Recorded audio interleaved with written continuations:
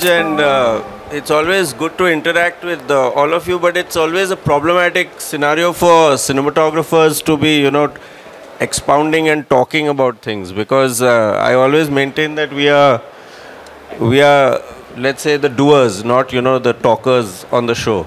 so, I'll just go back to where the theme kind of originated and then talk about that a bit and then let everybody speak about their experience with it. And what's been happening over the decades for me,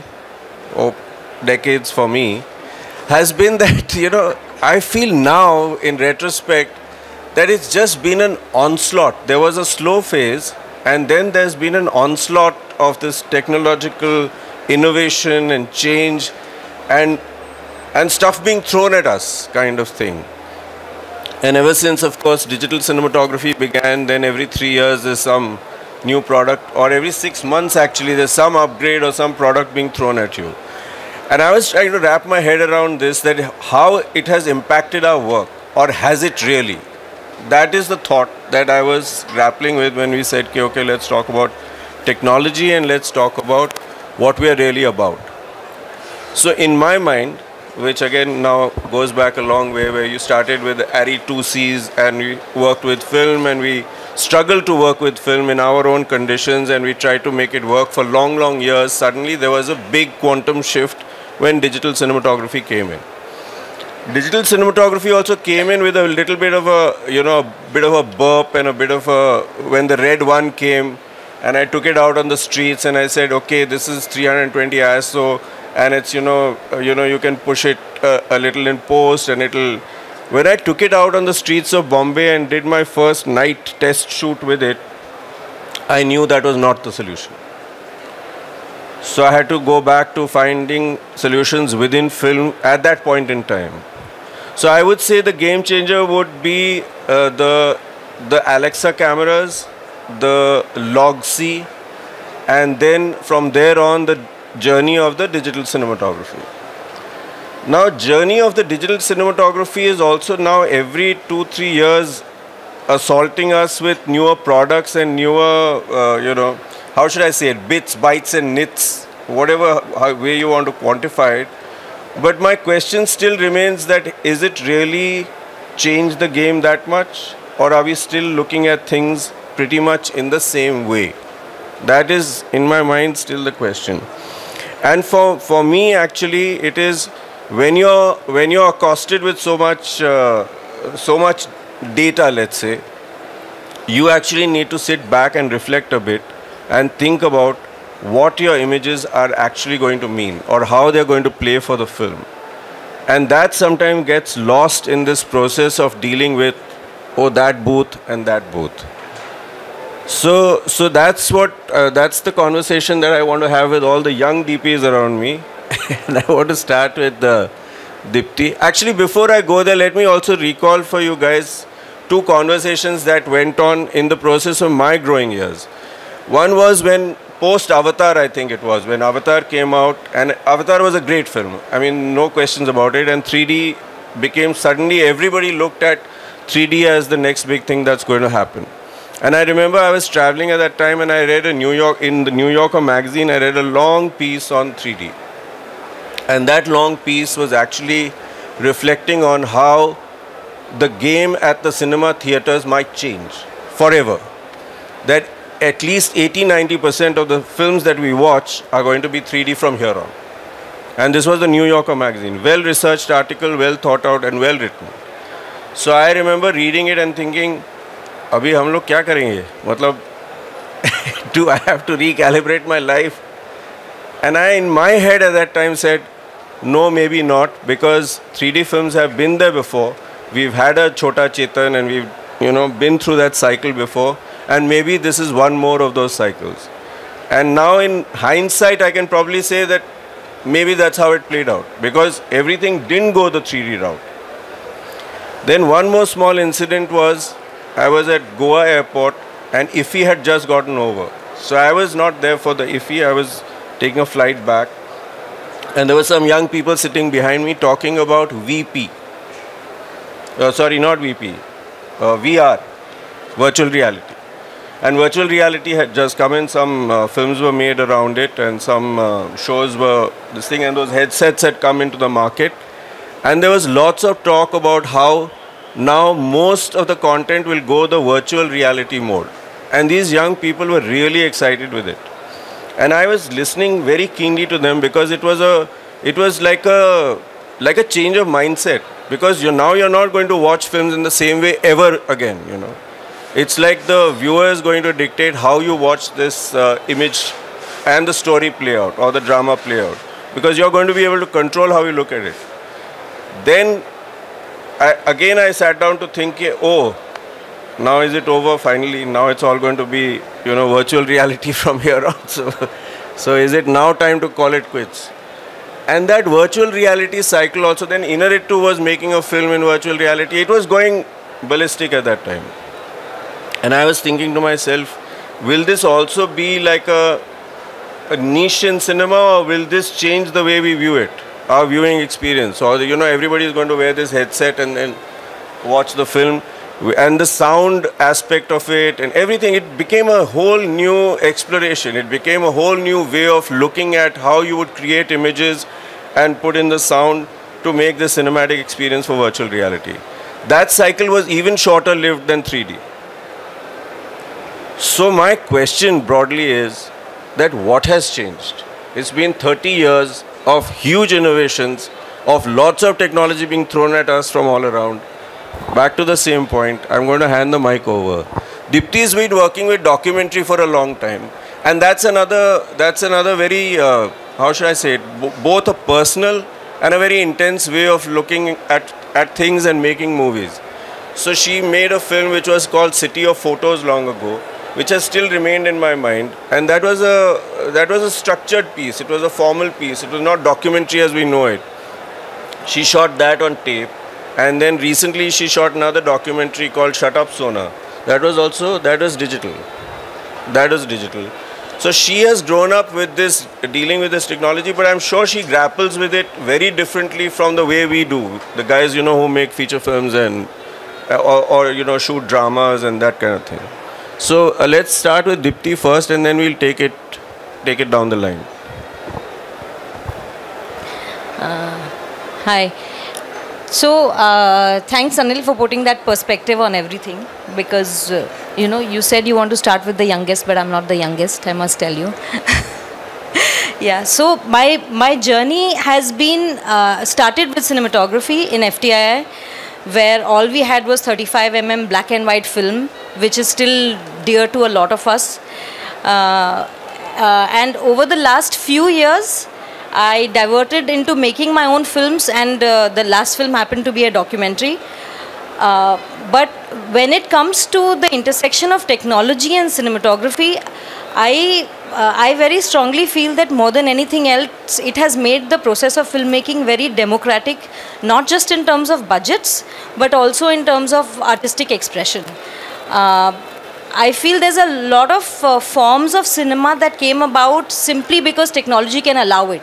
Like a whole movement of dogma filmmaking, which happened simply because there were really tiny cameras available, and a lot of filmmakers wanted to throw out the, you know, this kind of crafting that gets in the way of very, very pure storytelling. So I felt a lot of exciting movements have happened in cinema because equipment allows it. You know, I think all of us still read about a lot of really high-tech things that happened, maybe not so much here, but things that happen in films today, in which different technologies are used to create a visual image that you cannot get on a conventional camera at all. Maybe combining two cameras or infrared and a you know, very high-resolution image on IMAX, I think it was, on a film. But what is most exciting to me is how it has completely made us free. So in the last 1 year, not only have I shot a feature film for another director which needed everything that a conventional film needs, but such intimate documentary that if you go with anything bigger than a camera that just sits in front of your face and you can still make eye contact, there's no other way you would get that footage. It can get so intimate. So I'm personally quite format agnostic, and I feel like because storytelling is so deeply aided by technology, that's what is very, very exciting to me. But I'm waiting to hear everybody else and what they have to say, because we all film very different kinds of work. And yeah, I think it's a really exciting conversation. So I think Sylvester is the youngest, right?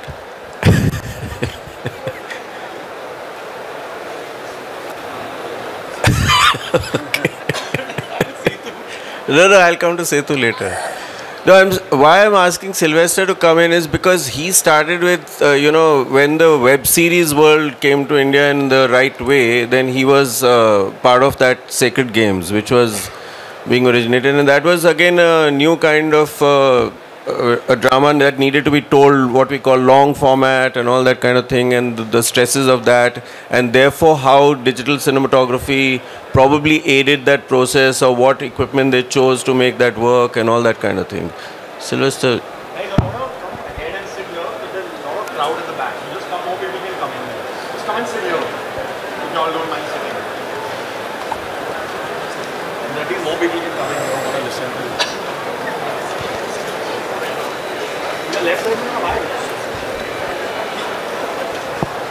Hi guys. So I studied at FTI, and I was quite lucky that during my time I got to learn on film, 35mm, 16mm and all that, both color, black and white. And I think I was one of the last few batches that had that experience to work there.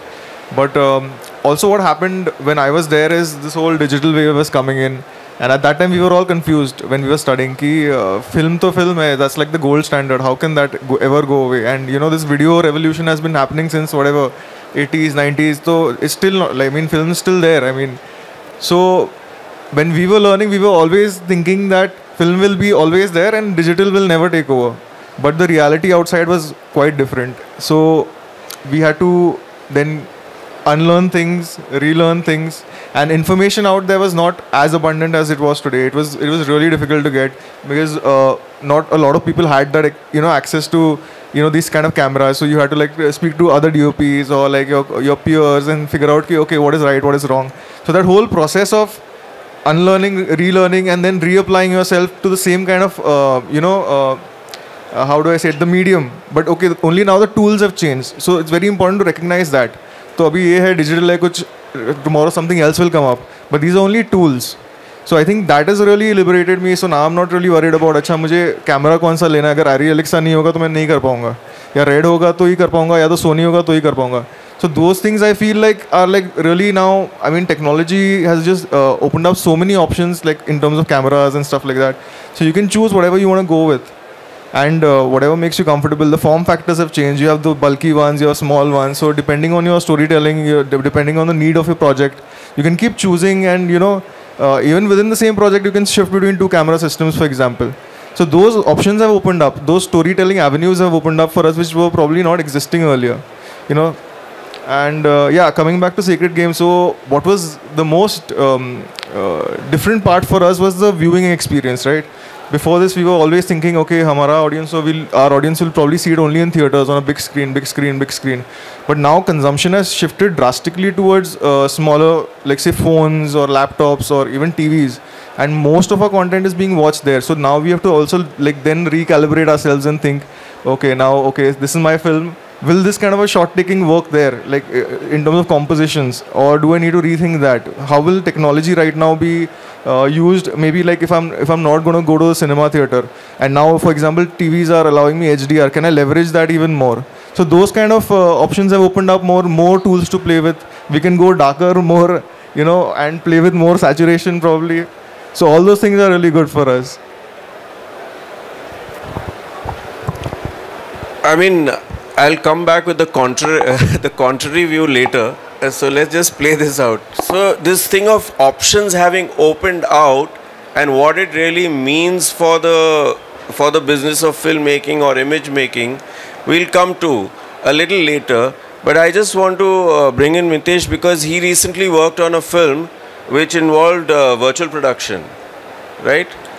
So that's also technologically, I think, something that we are in the process of setting up in our own environment and context. But nothing's really playing out well yet in India, right? But you had that experience of using it in the film. So how did it play for you, and what were the big gains or the big advantages of virtual production? So it wasn't a creative choice initially. It wasn't something that we started off thinking that we wanted to shoot with virtual production, but there was a location that we couldn't get access to, and it was a really integral part to be in the film, so we had to have it in the movie. The only other option was create everything in CGI. And the line producer there was quite sure that he would be able to get us a great setup by the time we actually started filming. So that kind of got us thinking, and then we started storyboarding everything. We visited the locations. We took screenshots we took stills of whatever we thought that was great at that time and that worked well for our film. We shot about 15 to 20 shots and storyboarded each and everything after that. Gave those photographs to them, which then they built in CGI completely, because you can't take those plates because there's a lot of parallax. There's certain things that the camera and the screen itself need to have a conversation about, in general also. So I think it was important for them to build it in CGI and have that kind of control with light, with changing textures.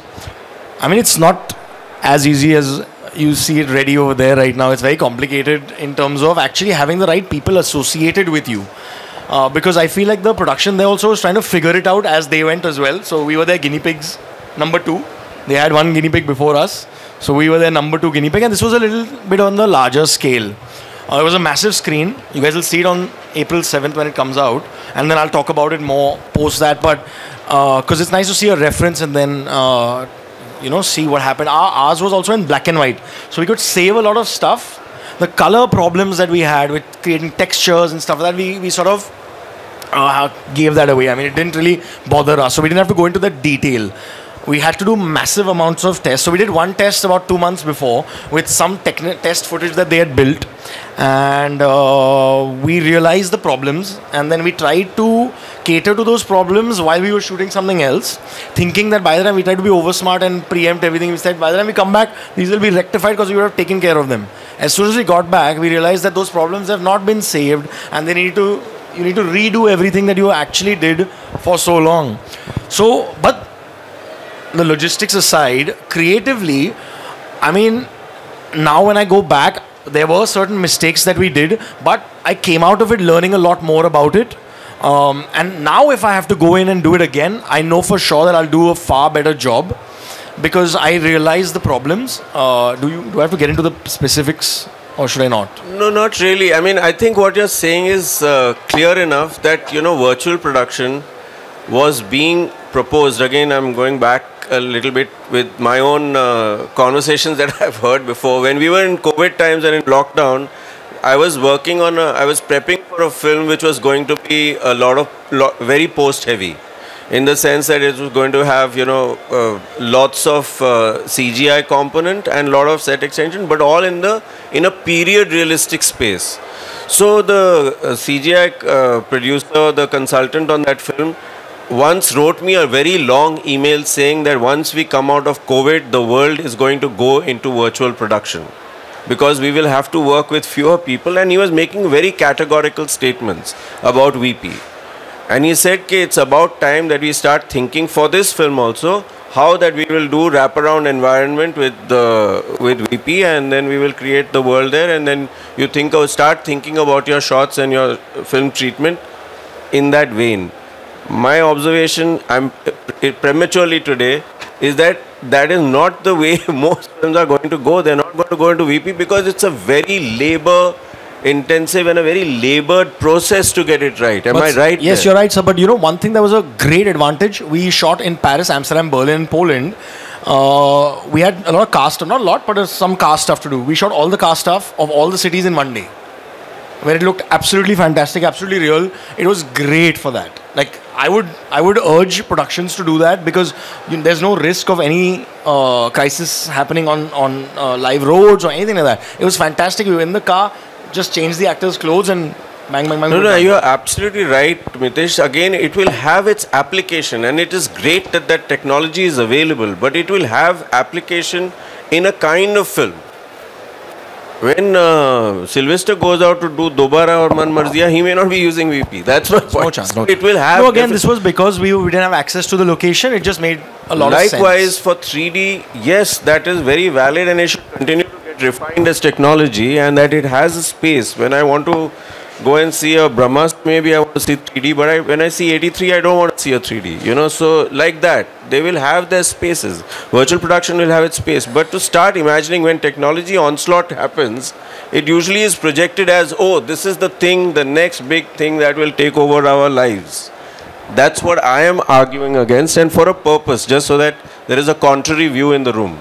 I know a lot of young people will be very excited with virtual production, with 3D, with digital cinematography, with smaller form factors, you know, take the camera, democratic filmmaking, all that is great. I am just going to take a contrary view for the sake of taking a contrary view today in this room. Setu has been working on Lal Singh Chadda, which was, in my view, a great film executed with lots of very, very good CGI, but in the realistic space. So I just want him to walk us through and talk to us about how that process went on, because I also know that the producer that he works with is very picky. Okay, I'll just go back a little bit, sir. Before this, is like when I went to film school and I wanted to do documentaries, and people were shooting documentaries on film there on 16mm. That was the given format, and the thing about shooting those films was that because he was shooting on film, and I know this is like an argument which has been pitched initially, one tended to think through the entire sequence. The process of creating that film was a slightly different one. And those are the films which I loved watching before I joined film school, and those are the films which inspired me to become a DP. And by the time I passed out, I think the VX 2000 was one of the early digital cameras was in the market, and people were mostly shooting on the VX 2000.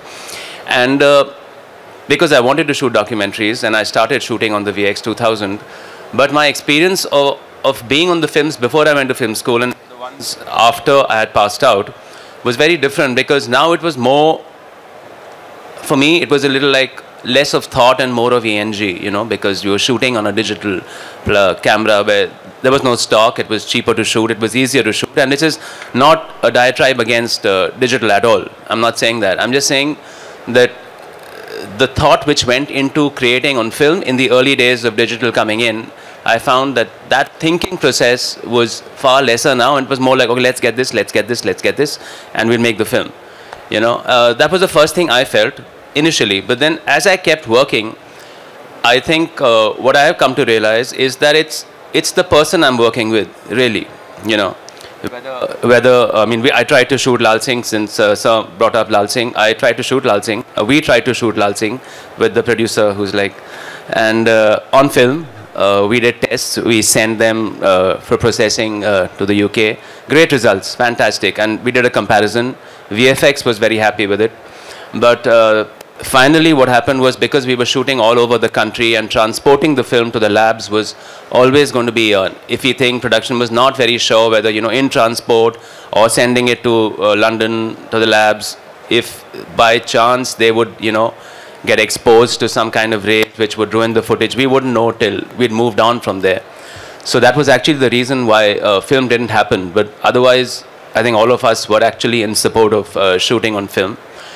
That being given, I think VFX had actually preferred film. When we did the test, they saw the texture. There's a lot of de-aging which happens in Lal Singh, because the protagonist has to be de-aged from the age of 20 or 18 right up to his 45 or 47 in the film.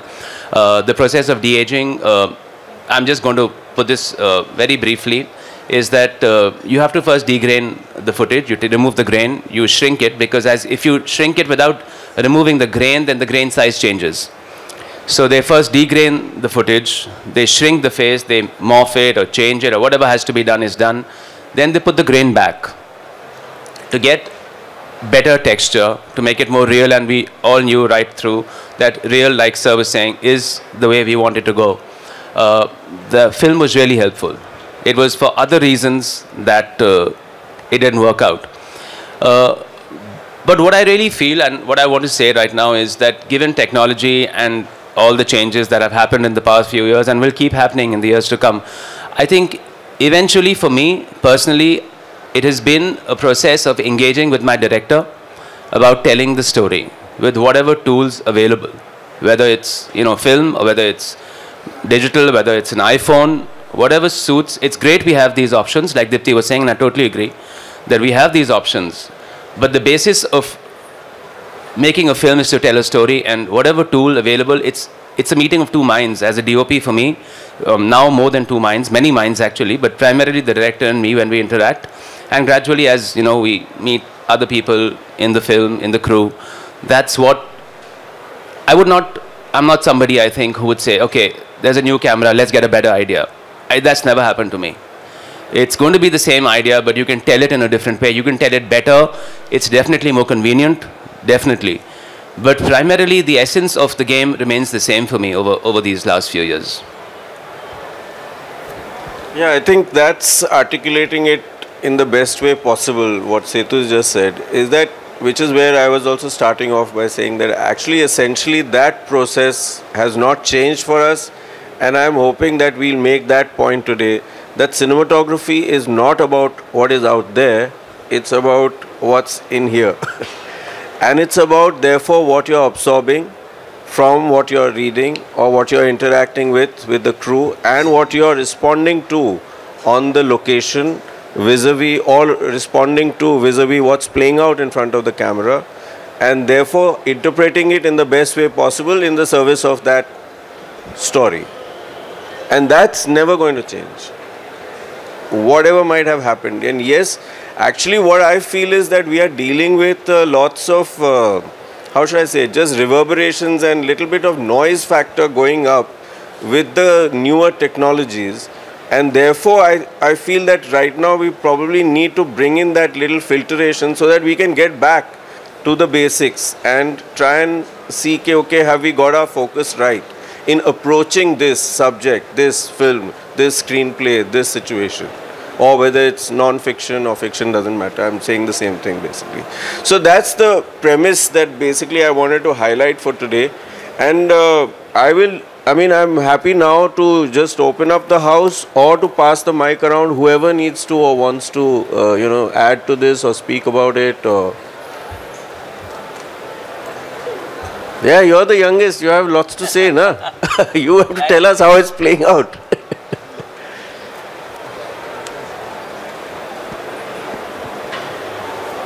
Hello. I think I didn't say what changed for me. I think for me, largely what's evolved is that I feel like I've become a little bit more comfortable in accepting the technology. First, I was a bit more hesitant. While I used to test these lenses, I got too comfortable in on film or the Alexa or something like that. I've just opened up into testing these things now and like having to understand. I mean, every film we do change lenses, but just testing equipment in general also has become a little bit more open. And I think more than the evolution of technology, I think I've evolved as a person over the years, which has made all of these things a bit more easier to operate with, I guess. That's it. Let's open it to the house. Lots of young people in the room. It's actually good to see such a full house. So whoever has whatever to say, please. Don't be shy.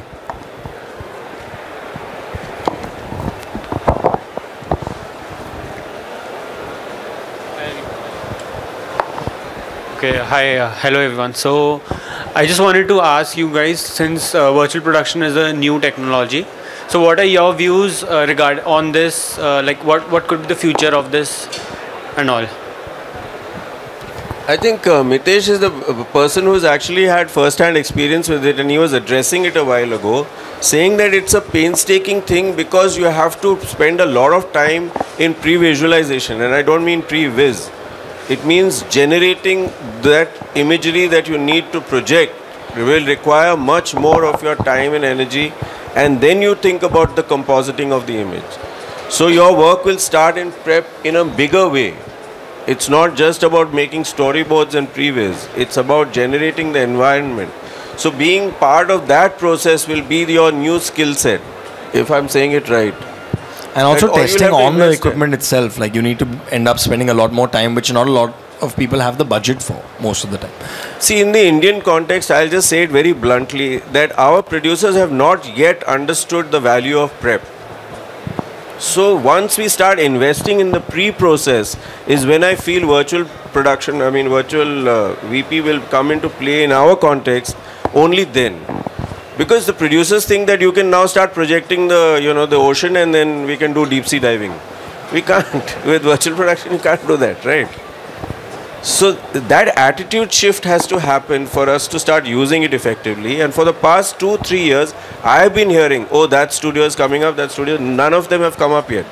I'm just coming back from Hyderabad, where a semicircular screen has gone up, the roof has gone up, virtual production is being tested. And I met the lady who's in charge there, and she's saying it is going to take us weeks before we can get this to work. The screens are up and they're in very good shape, but it's going to take them weeks before they can even call in somebody to say, okay, do a test shoot. Actually, the screens are a very small part of it. It's just, there's so much to it behind. There's servers, there's creation, and the communication mainly with the guy who's creating is you can't tell him, give me a flag over here. They don't understand all that. You talk animation terms. So you got to go back to school and understand all of those things as well. So it's going to take some time, I think. Where did you shoot your screens, Mitesh? Poland. You shot it there, okay. And the plates were shot all over? No plates. So we created everything in CGI. Okay. There was no plates because I just shot some stills with the kind of space we wanted. Okay. And then we had to build everything because then creating the direction of sunlight, you can't have sunlight seeping through the screen because then the matching point. So we had to create everything. Yeah. Because I didn't do like virtual production on Lal Singh, but the train sequences. First we went and shot, we rigged 4 cameras and first we went to a train and we blocked the shots. We got the height of the characters and locked the cameras in the same on a running train, booked the train, this time light, all the thing that DP should do, I did. Right, and we got all of it was correct till the point when you're playing back the footage on screens. So the pitch difference between on the screens was not enough. So then I was getting banding, which I was aware of. I had done tests, but I felt if I take them far back enough, then maybe they'll be out of focus. You take them back enough, then the distance of it goes up. The costs are humongous. Anyway, the CRI, I was not very happy with the color. The saturation of the lights, so then I had to supplement it. And what happened was, eventually, is that if the actor fumbles with the lines and they carry on playing, the plate will still play, right? And when I come back to the other axis, it's a different plate playing because I've synced it to the dialogue, but I can't cut in the middle when you know what I'm saying. So the actor is saying his lines and he's saying, "Ab mujhe jana hai." And he doesn't like Jana, and he says it again, but the plate is playing. Other actor's axis, I'm playing a different plate. So for all that lights which I want to match and actually create, I'm actually getting into a bigger soup than I would have if I just shot it against chroma and simulated that light. It would have been like...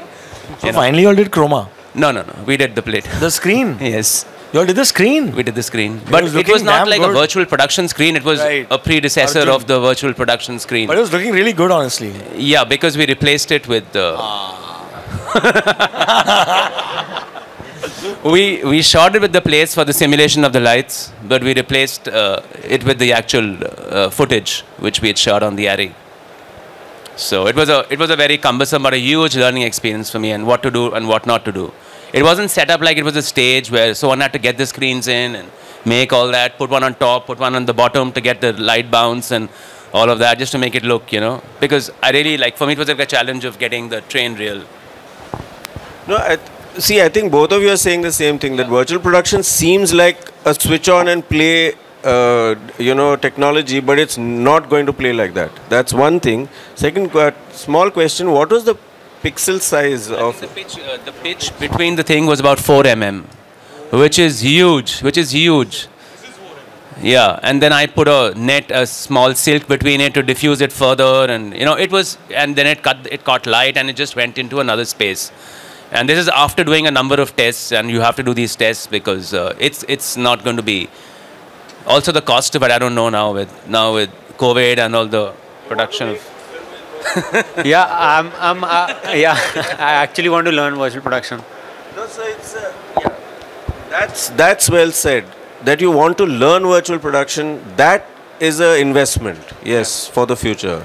But you want to go in and do VP today, boss, ask them. Thank you. Hi, sir. Hi, ma'am. What are the factors that you look into before selecting a film? Like, that you want to shoot? Budget.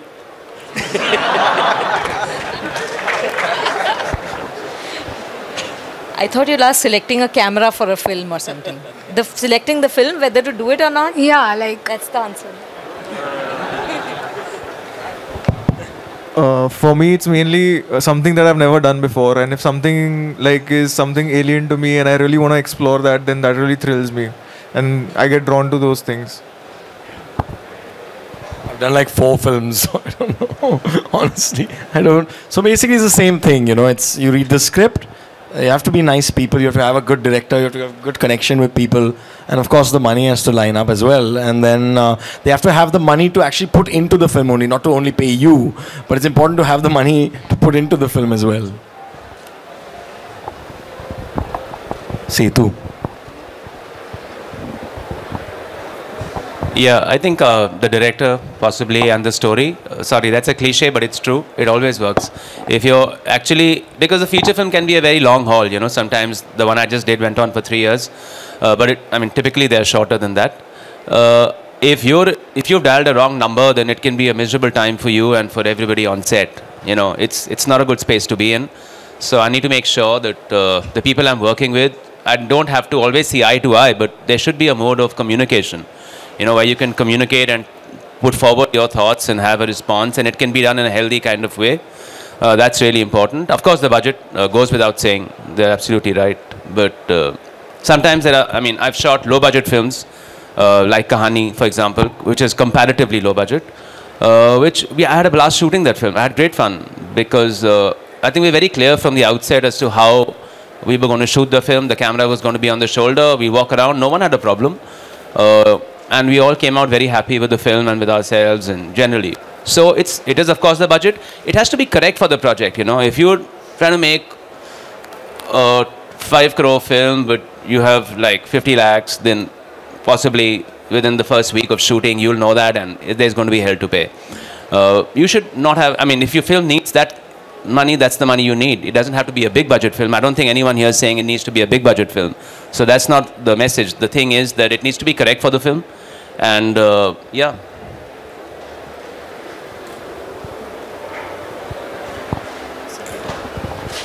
Good evening. I have a question regarding virtual production.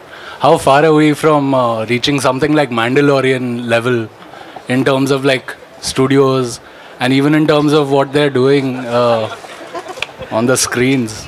Yeah. Well, I think it's not about I think we've repeated it multiple times. It's pretty much the prep and the right project. If you get a project like that is got the sort of funding to invest in the prep time that virtual production needs, then I don't think we're far away, because at the end of the day what happens is if you put in the prep, you're able to get the screen, you can go anywhere else in the world and shoot it as well. So it's purely about just having the intent of doing it.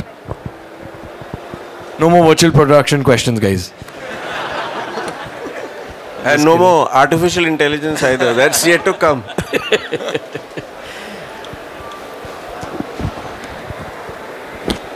Hi, my question is more related to transformation and other than technology. My question is about the innocence, the transformation of the innocence, which gets, earlier you were shooting, before becoming a cinematographer, working for a production, you must be shooting for yourself. Some projects or for something, for personal something.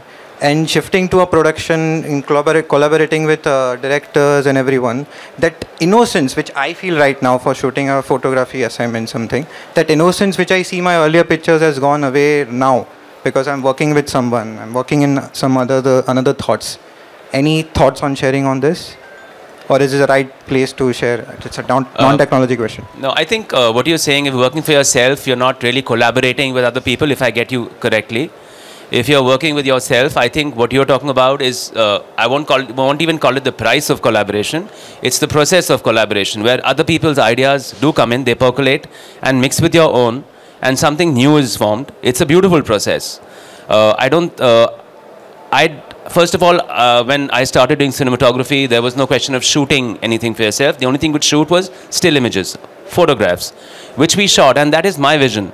That is why I love documentaries so much, because not that I'm not collaborating with a director, but sometimes in a documentary, you are reacting to things that are happening around you, and actually Deepti is more qualified to answer this question, you know. But I will speak from my experience. You are reacting to things, and where you are actually reacting for who you are. It is you yourself, your persona, which is coming out on that. It's not a scripted. Of course, documentaries are scripted, but there are situations which are not scripted, and it is up to you to how you react to it. And that is why it is, for me, it remains one of my favorite formats to shoot, as opposed to fiction, where you're creating another world always, you know, and you are collaborating in that process with other people. So I don't know, I know what you're saying, but I think that's a process which takes you forward. It's the process of making a film, of meeting other people and allowing their ideas to mix with your own, you know. So I don't think it's a loss of innocence. I think you just need to keep your creative process. But that would be for your personal work. If you were to do a video installation, for example, Deepti is directing and shooting her own films. I think I'm going to pass this on and have a... I think Shut Up Sona should be a case in point of, you know, it's a very personal and a individual interaction with a person you know. That film's process, will probably talk about it. But before I give her the mic, I'm saying, you know, if we simplify what you're saying as innocence being personal, then you can say that I'll do my painting or write my poem or, you know, do my still photograph. But what's wrong with this larger, complex, more collaborative process of filmmaking, which inevitably it is, and yet trying to retain your innocence, your core, and just trying to find that, you know, the simplest and the most honest way of telling within that is also, I feel, I mean, it's a very challenging thing to do, but you have to keep that space. I'll just let us speak about the process of Shut Up Sona. Hi. It's a very nice question actually that you've asked. But amongst all of us, I don't think any of us started shooting our own work. Maybe that's... I don't know, maybe that's more a contemporary thing that people first have their own cameras, shoot their own work and then get into cinematography. For a lot of us, it started with cinematography and shooting with other people and collaborating as image makers. But, you know, innocence is, I feel it's a very nebulous thing and it's something that one has to take care of also. But I feel for example, in documentary, even as a documentary cinematographer, not just as a filmmaker, if you're also making the film, then of course it's extended.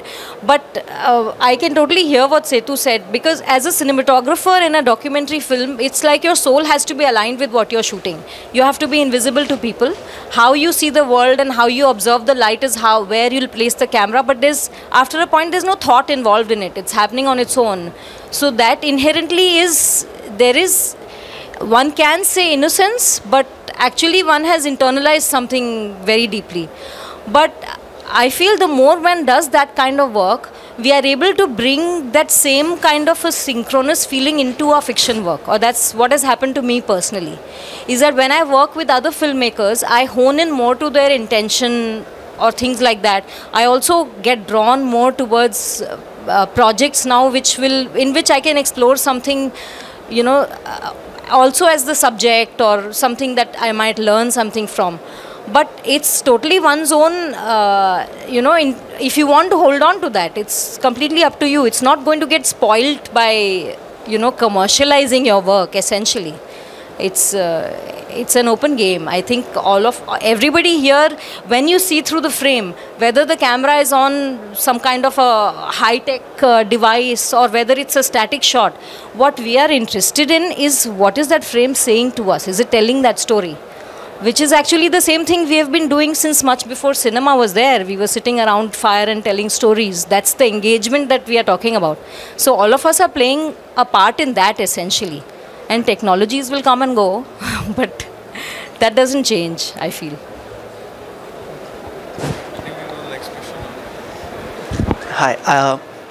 So I have a question for all of you, in fact. Probably Sylvester, since he's been quiet so long. How does your style of shooting change if you're shooting for OTT, which is viewed on the phone and a laptop, versus if you're shooting for a theatrical, assuming the aspect ratio is the same? I mean, it's a very complex question. I mean, many things. But to simplify it, like if you just the screen size changes. So when you're, for example, taking a close-up, you need to rethink what a close-up should be, or the need for inserts. Like in a theater, probably you don't need to take close-ups of, like, say, a laptop screen or a phone screen. Then automatically you can see it in a larger picture. But when you are doing OTT, you probably have to consciously draw attention of the audience to that. So your shot division might need to change. In terms of lighting, things change because when you're lighting for the big screen, it's different. You know that it's a dark environment. People are only focusing on that. So you don't have to think about too many variables. Like if it's on a phone, then you can assume that the room will be lit. So if you're doing OTT, maybe you might not be able to shoot as dark. So stuff like that, small things only. It's not. I mean, but the core essence of storytelling doesn't change. The basics doesn't change, but like those small things you need to take care of. That's about it. Yeah. The question, Sylvester. It's when HDR comes into play, how does it change? She asked when HDR comes into play, how does it change for me? I actually like HDR. Yeah, I like HDR. I mean, I get to push a little more into the darker areas and like, yeah. I mean, I quite like it. So I can, I know that I have a little more bandwidth to play with. So, but HDR means when person is viewing on like an HDR monitor versus, because anyway all cameras kind of HDR in a way. So yeah. I remember seeing a work of your early HDR. I think Andreas had graded it, colored, he timed it. And I'm going to repeat that. So I remember seeing an early work of yours when HDR was, being pushed. And I think the colorist who'd worked on it, it was something you shot for SDR, but then you went and graded it for HDR as opposed to monitoring on HDR on set. So have you done something which you've monitored now on HDR, and does it change your? So I mean, the film that he's talking about is a film called Choked. We shot that I think maybe in 2019 or something. And we had color corrected it, and we were all happy with it. And then suddenly lockdown happened, and we had too much time on our hands. So the colorist came up with the idea, see, हम लोग इसको HDR क्यों नहीं करते? Why can't we just try it? So we tried it. We were like, okay, maybe the production house will not pay for it, but let's just try it for our own benefit. So we tried a few scenes, and we saw that what we could see in the darker region, because that show, I mean, the film was actually very dark, and a lot of scenes were set when there was no light in the room. So it's just essentially moonlight or whatever ambient light coming in. I felt it really helped getting more texture in the darker regions versus SDR, because I don't know, I mean, like, and then when we projected it on a bigger screen, it was even better. So we said, okay, let's go with it. And we converted we regraded the whole film into HDR, and we took all the deliverables out of that from that, HDR file. There is, I think, this Dolby Vision process which converts it into any kind of a deliverable you want. So that really helps. For the film that we're doing now, we will be doing a test soon where we will be getting a HDR monitor and hopefully monitoring on HDR as well.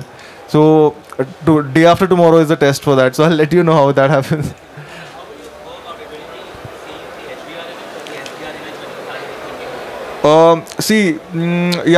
If it's for the theater, then SDR. If I know it's OTT only, then I will only look for HDR. But if you expose for HDR, then you might get into a lot of trouble.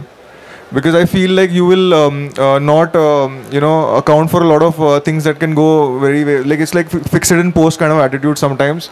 So you need to like probably assume ki, you might not have as much time in post, so control your windows, control your practicals, stuff like that. So in HDR, anyway, the image looks like good because it's got a lot more dynamic range, but it can also get you into a hot soup later.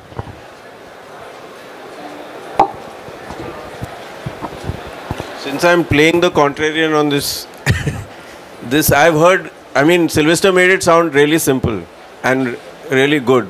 I've heard too many stories. I've not had personal experience with this thing, but I've heard too many stories in the grading room which said that this Dolby version,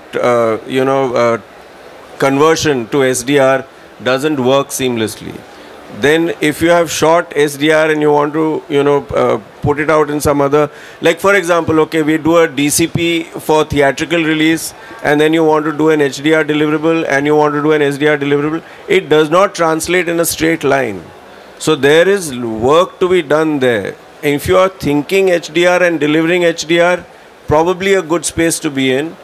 But if you're thinking that these conversions will happen and you can do multiple deliverables from one grade, then I've heard contrary stories.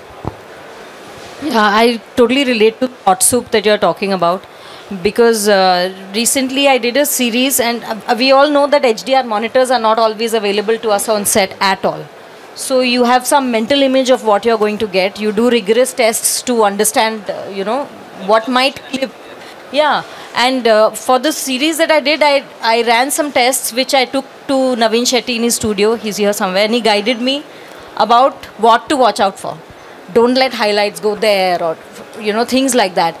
But without a monitoring system, it's like you're shooting in the dark essentially. And how do you visualize that image finally? Yeah, so they're looking at graphs, and so their hands are tied as much as the DPs, in fact. And we are shooting HDR because we have to deliver in HDR, but mainly everybody is going to be seeing it in SDR. So it's a confusing time. But DIT, I feel, is essential because LUTs are the new film stock. So how will you do without them? When a film goes beyond what is the text of the film, like what inspires me, especially nowadays, because of what we are all struggling with as creators and filmmakers, is how some filmmakers are able to say their narratives about a certain situation without actually even housing it in that world. Like Asghar Farhadi, for example. He doesn't have to talk about the state of his country, or why, why somebody would want to leave the country, or how difficult it is to be there, how the system may be rotting, but he'll make a film about divorce. So that personally excites me a lot, the subtext of filmmaking, and especially if it's political. I think we have this thing, limit on the room, is it? I mean, we are technically out of time? No. Okay, good. Sir नमस्ते सभी आदमी को। मेरा question आप सभी लोगों से है, 5 लोगों से, कि आप अपने फर्स्ट प्रोजेक्ट जो है आपने कैसे आपको मिला था, राइट? तो ये अपना एक्सपीरियंस ज़रूर शेयर कीजिए।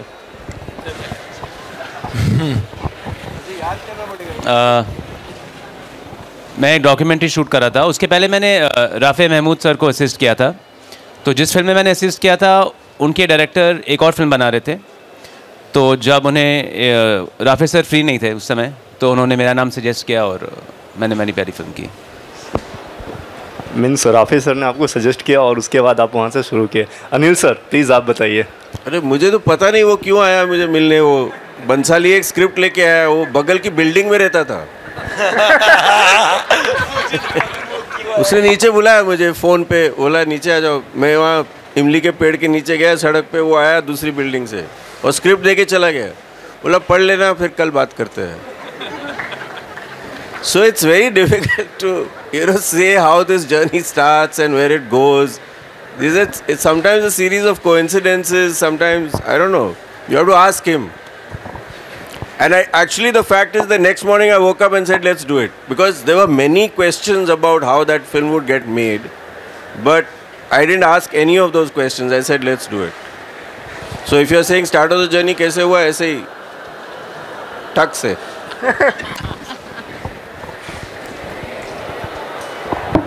मेरी पहली फिल्म एक बंगाली फिल्म थी जो मैंने FTI का कोर्स ख़त्म करने के तुरंत बाद शूट की। कैसे हुआ का कुछ ऐसे कहानी नहीं है। जो मेरे एक सीनियर थे जो एडिटर थे, मैं उनके साथ बैठ के उनके रशेस देखती थी, क्योंकि हम लोग FTI में जब होते हैं तो एक दूसरे के साथ बहुत अड्डा करते हैं। तो he asked me to assist on that film with the DP he was shooting, and I was very young, I was fresh out of FTI, and I said I don't know if I want to assist, but I'll shoot it if you want. So luckily he said yes. And that's how it was. It was an art house film called Ranu, which not many people have seen. So yeah, that was my first film. लेकिन FTI से होना शायद सबसे बड़ा कारण था film shoot करने के लिए। मेरे लिए एक फिल्म था आइलैंड सिटी करके, NFDC का एक फिल्म था 2014-15 में। तो उस टाइम में मेरा जो बैचमेट था उस फिल्म पे AD था। and I was also desperately looking out for some work in a feature or whatever. तो उसने मेरा नाम suggest किया कि director को कि ये बंदे ने अच्छा काम किया वगैरह. तो he showed my diploma to the director and she liked it. So that's how I got on board there. Honestly, I also didn't believe that that director was offering me that film at that time, because I was at age 20, and he was a friend of my mum's, and his friend was making a Marathi film called Vakratunda Mahakaya, and he came up to me and he's like, "Hey man, I want you to shoot my movie." He asked me for my reel, saw it. I said, the first question I asked him was like, "Are you sure?" Because I was 20, I had no idea. I just come out of film school, and I didn't know how I was going to do it, but he trusted me, and I think that's just how it happened. And because of that, I got my next, because that hadn't released. So the director saw the rushes while the edit was going on, and I got my next because of that. But thank you, sir.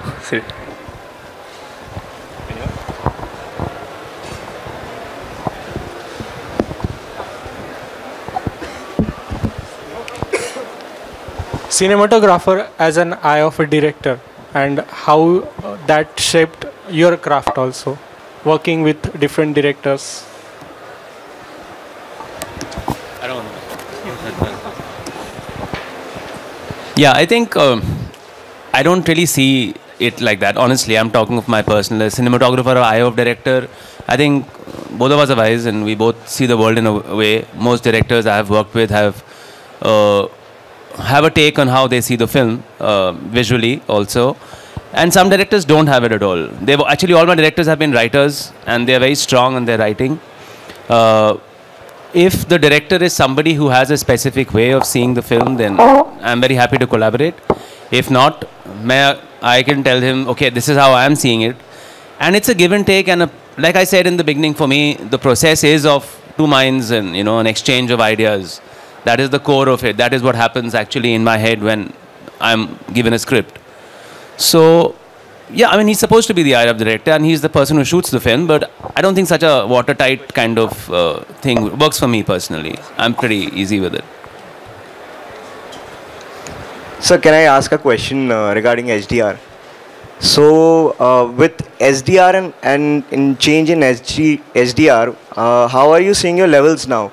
In terms of how you're seeing your sunlight, basically, where are they leveled, and where's your moonlight? How is your shadow now? Like, are you seeing it differently? And also, if you don't have a monitor on board, how are you metering for it and all that? Like, what are your personal tastes according to it?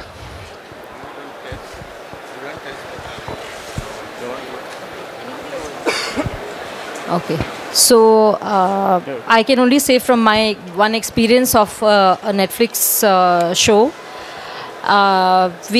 Most of us, while shooting a Netflix show, are told that DIT will be on set. They'll be giving you a LUT while you're shooting, which basically is going for the edit. We are not looking. I mean, I'm not concerned about the LUT that they are giving us for that.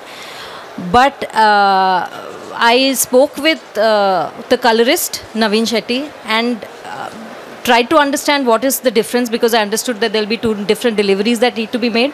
One clear thing that I saw in the tests that I ran was, if there's a highlight, which we were very happy with in 35mm, we were still kind of okay with in SDR or when we were shooting with Alexas and all that.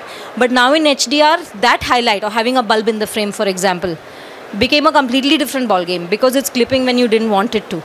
So I found that the design had to change because of that. If you're keeping the source, as much as you might love for it to just go on that point of overexposure, it's very hard to keep it that way. But I would love to hear what other people have to say. Maybe it's a totally different experience.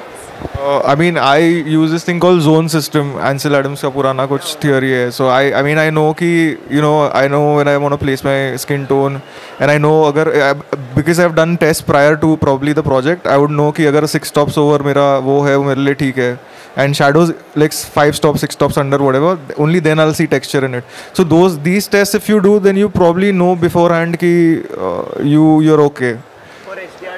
Yeah. Both ways, SDR and HDR. So, for example, if it's a new camera system also, then you push it, like you shoot different tests. You see it on a big screen, small screen. Then you know where you can push and pull, basically.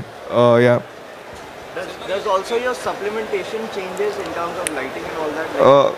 Yeah. Yeah. But I mean, it's not like Zameen Asman ka fark, to be very honest. Like HDR is just giving you little extras in the extremes. More texture. Kind of more texture in the shadows, a little more texture in the highlights or whatever. That's about it. Yeah. Yeah. I use the meter primarily a lot, and I also use a lot of false color on the camera. So I use a incident light meter to maintain like contrast and stuff, but false color to check what's clipping, what's not. So between these two, I mean, I'm happy with how it's turning out. Hi, my name is Hemant.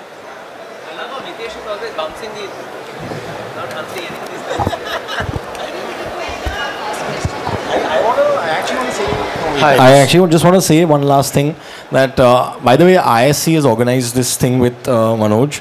So please follow us on Instagram and please sign up. So basically, I just want to say we've got our mentees here, some of them. We have started this mentorship program, and also we've got a couple of other things going on. So please join us and be active. And if you don't get an opportunity to assist someone, this is a great platform to sort of apply for the mentorship program, and you get to be. There's Shelly right here who was my mentee last time, and Aniket is Anil sir's mentee. So there are a lot of people here. So please, this is a good opportunity for you guys as well to get to know DPs better. So one last question here in the front. We'll just take one last question. Yeah, it's very short. What's your waiting list for the interns? Not your first, second, and third, but for your interns, what's the waiting list? And also one question, we always talk about the camera test, but not light test. So power bulbs get older, light shifts, the reflector changes, but we don't check the lights and the equipment on the other side, not the camera part.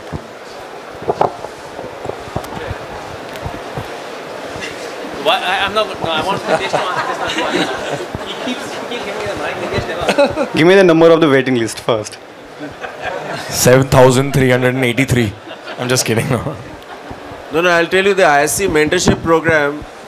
Karthik told me that there were some 400 applicants for 10. Actually, we wanted 8 mentees, and so that's the kind of response which is actually in some ways very heartening. I know it might dishearten you, but it's very heartening to see that this fraternity is growing and is responsive. So, waitlist का बाद में बात करेंगे. और वो light test is definitely part of the process, but it may not be a completely organized thing where you call in equipment and want to test it on the day. And considering that now everybody's upgraded their equipment with LED lights, it's now become less of a problem. In the earlier days, the reflectors going, the lenses, the Fresnel lenses becoming old was a chronic problem. But now with the LEDs, you can tweak. And also you have to remember that with all the gadgets, you still have to be able to trust your eyes. So when the light comes on, between a, let's say a Vortex and an ARRI S60, you should be able to tell the difference by looking at it. So just keep that more as part of your training rather than saying, oh, I have to get a CRI fix on this or or how it's reproducing on this sensor kind of thing. I still feel that when the light comes on and I see it on someone's face, I still can tell the difference. I did a light test this time for my film, and it does happen quite often. Most importantly, it was just to understand certain colors in certain spaces with art as well. And I think Setu can also agree that this is a Nitesh Tiwari system where he gets the whole set sort of built one small area of it, and we bought the colors of the stuff we're going to use in the room, put the lights in the places where they're going to be, so that everyone from each department can actually take a look at it and give their opinion. And I actually picked the lenses with me, the production designer, and Nitesh. I showed them 3 sets of lenses. We all picked the lenses together for this film. Yeah. And we did a light test to also understand the way the light is falling on the actors' faces and which angle of the light is working better for them, and whenever we needed to use it. Yeah, true. That part's true. And also, like Sir was saying, it's you see it, and I honestly don't mark each fixture and mark the bulb and write the number down. I think initially when we were shooting with just HMIs and I was getting greens and magentas all over the place, they would scatter. That was something I watched out for, but now I don't do that. I have a color temperature meter. I do check the CRI because sometimes I don't find the skin tone is being reproduced. But other than that, what I see, I'm reacting to that, and that is something I think which has happened to me as I shoot on the digital platforms. So I just see, and you have to react to that now. There's a lot happening, and yeah. With that, unfortunately, we'll have to conclude this session. But before concluding the session, I think all of the panelists deserve a hearty applause, please.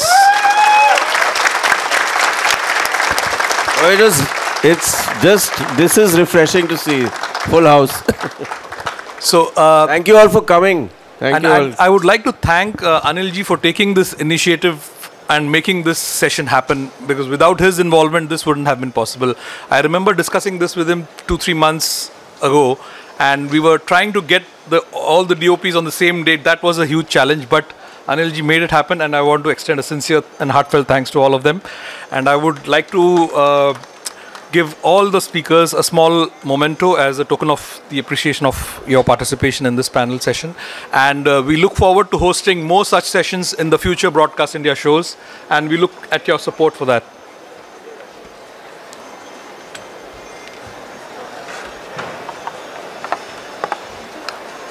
Thank you.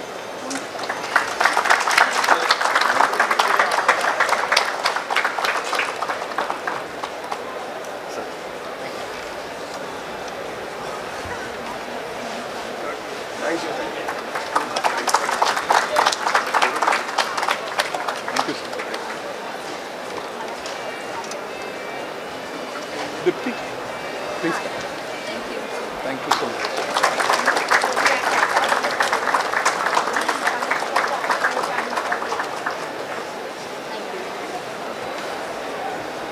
Thank you, Sylvester.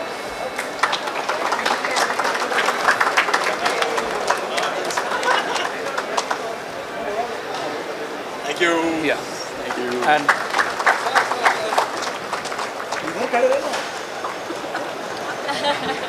And one last request before you all leave. We have Tasneem here. She would like some sound bites from all of you all, please. Just very important for us, for our video, which we will circulate post the show. And we have to inform you that we have been streaming this session live on Facebook. So we are reaching a wider audience through the social media platform. Thank you so much. Thank you. I would request everybody to be careful while stepping out, because there's a huge crowd here. So please go slowly and safely. Really nice meeting you. My name is Tasneem. I had a marketing from Mumbai. May I take a minute, please?